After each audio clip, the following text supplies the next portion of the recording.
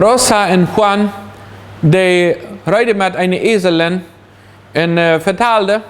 Und dann sagte Rosa einmal zu Juan, Juan, wer ist das mit der Reinkarnation? Was bedeutet das eigentlich mit das Ganze? Juan, wie einer, was daran glaubt, also das bedeutet, wenn du gestorben bist, dann, dass du den Herr einer steht im Himmel oder in der Hölle, dass du die in ein Tier verwandelt hast. Es gibt in der Welt so viele Menschen, die an so eine Sache glauben. So, als sei das gefragt hat, dann sagt Juan, Rosa, sitzt du ja in der Kau dort? Und dann, ja.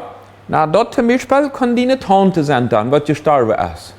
Und sitzt sie ja noch da? Ja. Na, dort kann zum Beispiel einer von den Hunden kann die ein Onkel sein, was mal gestorben ist. Und dann steht sie Lothar, dann fängt Rosa an zu heulen. Dann fragt Juan, was ist los dann?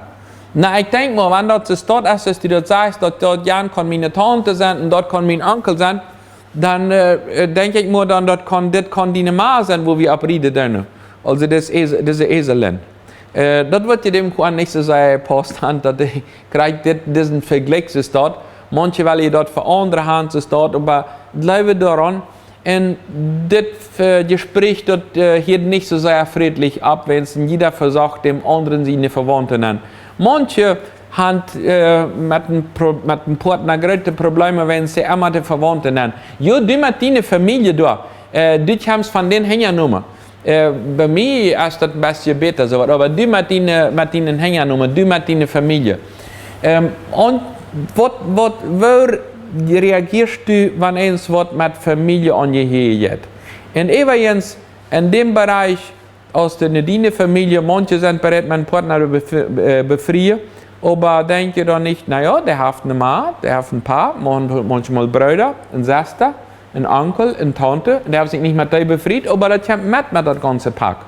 Aber das sind keine Esels und das sind keine Heunen und waren keine Ware, die waren alle entweder in den Himmel oder in der Hölle kommen. Denn was die Bibel uns lehrt in dem Bereich ist nicht dort, wenn du gestorben bist, dass du eins von den Hund warst. Oder eine Schlange, oder eine Milch, dass du der andere kannst da stehen gehen oder den anderen bieten, so ein Hund hat das dann. Die Bibel sagt uns in Hebräer, Kapitel 9, Vers 27, was wird passieren? Da sagt die Bibel so, und das ist dem Menschen gesagt, dass der einmal sterben wird, nur dem kommt das gereicht. Also einmal muss sterben, das ist nicht nur wieder ein Mietz, nachher wieder ein Hund, nachher wieder dann ein Elefant. Das rennt nicht den, weil der dann irgendwann so gescheit wird, dass er dann soll irgendwann schon im Himmel kommen. Einmal ist er gestorben und dann ist nachher das gereicht und dann Gott das entscheidet, nur dort wird am Leben gewasst ist. Wo dir das bei dir im Gespräch, wenn es Verwandte oder wenn es Himmel oder Hall, hast du die Sache klar? Oder versuchst du in jedem Gespräch eins wird komplizierter zu merken im Bereich von Ewigkeit und mit deinem Partner.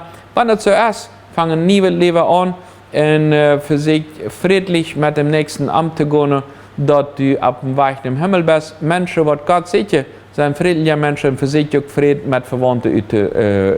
friedlich mit Verwandten zu kommen.